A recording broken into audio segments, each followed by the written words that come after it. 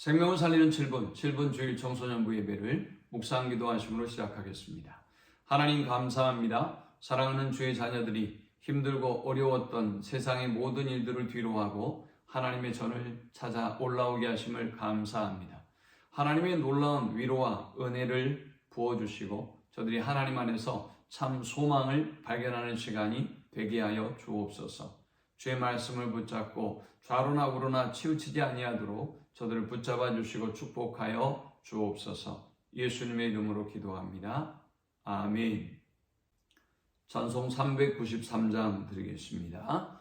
오 신실하신 주 내 아버지여, 늘 함께 계시니 두려움 없네.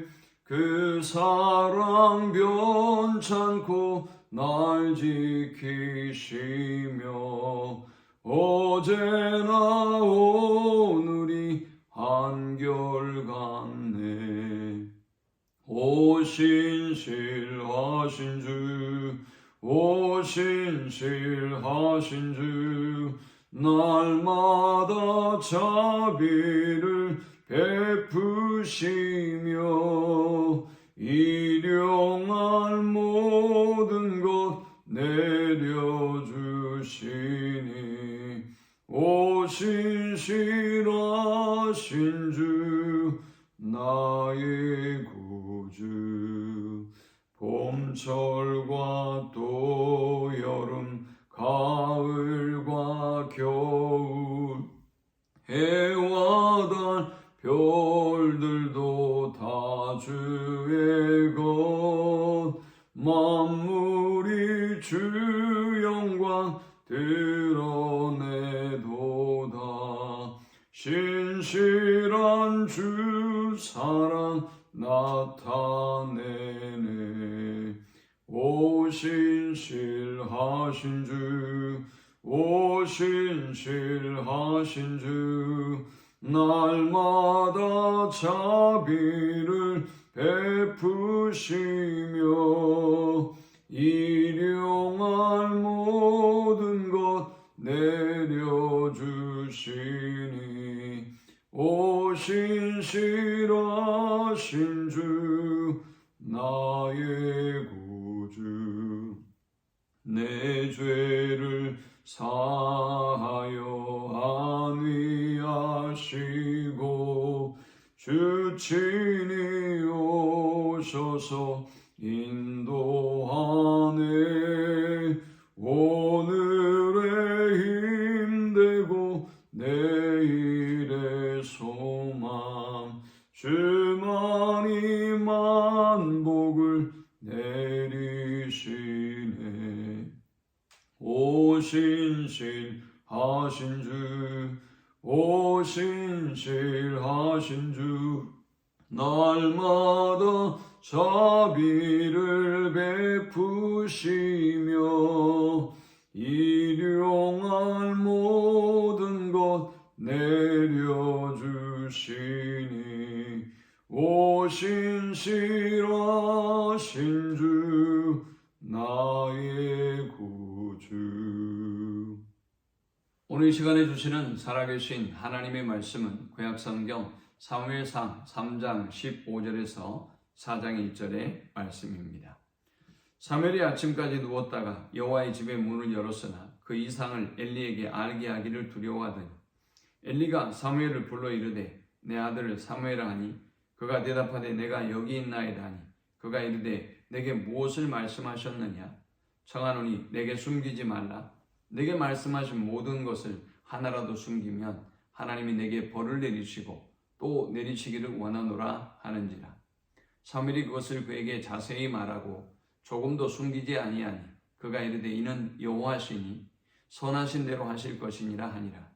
사무엘이 자라매 여호와께서 그와 함께 계셔서 그의 말이 하나도 땅에 떨어지지 않게 하시니 단에서부터 브엘세바까지의 온 이스라엘이 사무엘은 여호와의 선지자로 세우심을 입은 줄을 알았더라. 여호와께서 실로에서 다시 나타나시되 여호와께서 실로에서 여호와의 말씀으로 사무엘에게 자기를 나타내시니라. 사무엘의 말이 온 이스라엘에 전파되니라. 아멘.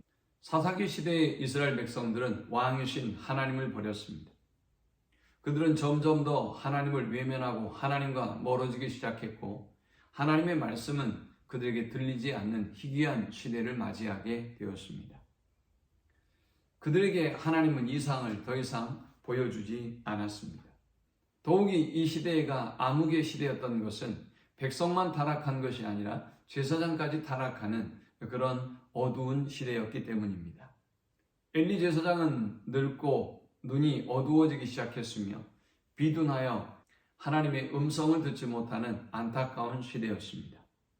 그의 두 아들 홈니와 비느하스는 하나님 앞에 악행을 저지르고 그들이 감당해야 될 사명을 저버린 시대가 바로 사사의 시대였던 것입니다. 자, 그러나 그럼에도 불구하고 하나님은 이 시대에 하나님의 구원의 역사를, 이스라엘을 향한 하나님의 놀라운 구원의 계획을 이어가고 있습니다.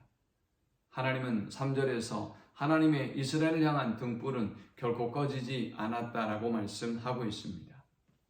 사람의 등불은, 사람의 희망은 이미 끝났을지 모르지만 하나님의 이스라엘을 향한 등불은 결코 꺼지지 아니하고 그들을 인도하며 또 그들을 지켜내고 있었던 것입니다. 이 와중에 하나님께서 꺼지지 않는 등불로 사용하셨던 한 사람이 있지요. 그가 바로 사무엘 선지자입니다. 하나님은 이렇게 어두운 시대에 왜 이 사무엘을 기뻐하시고 사무엘을 사랑하셨던 것일까요?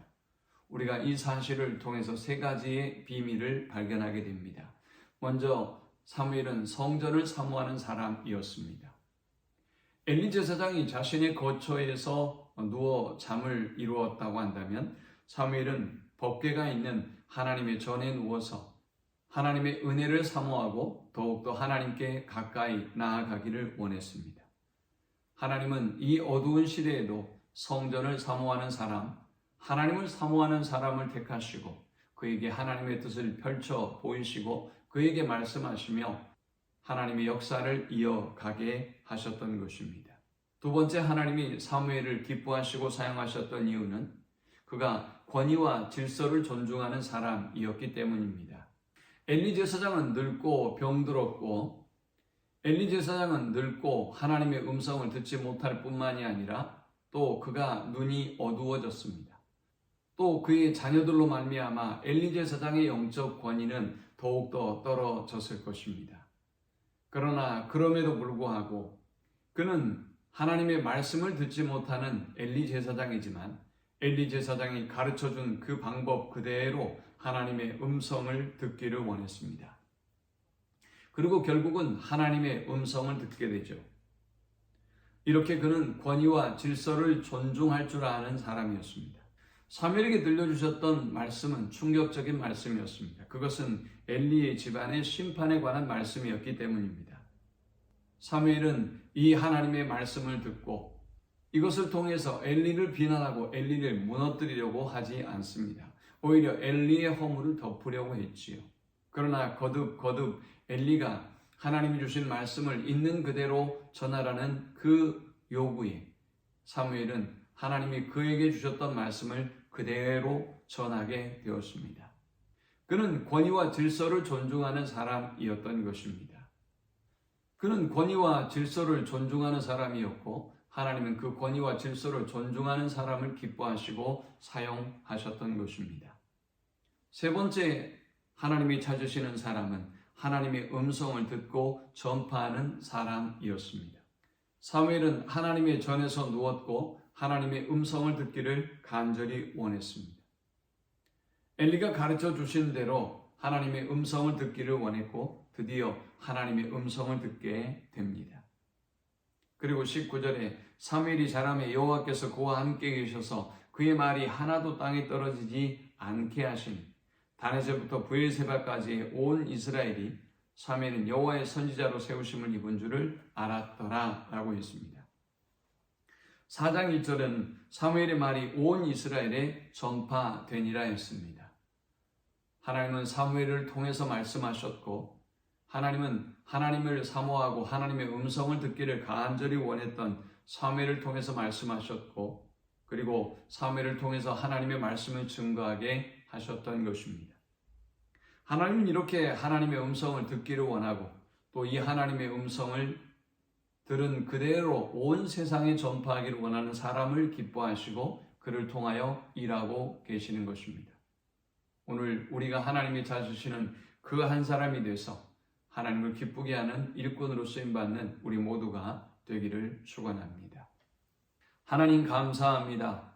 어둡고 하나님의 말씀이 희귀해지는 시대에 하나님이 사무엘이라고 하는 한 사람을 택하시고 이스라엘을 구원하여 주셨던 것처럼 우리가 이 희귀한 시대에 하나님의 음성을 듣기를 사모하고 하나님을 더욱더 사모해서 많은 영혼들을 진리 가운데로 인도해낼 수 있는 우리 모두가 되도록 인도해 주옵소서.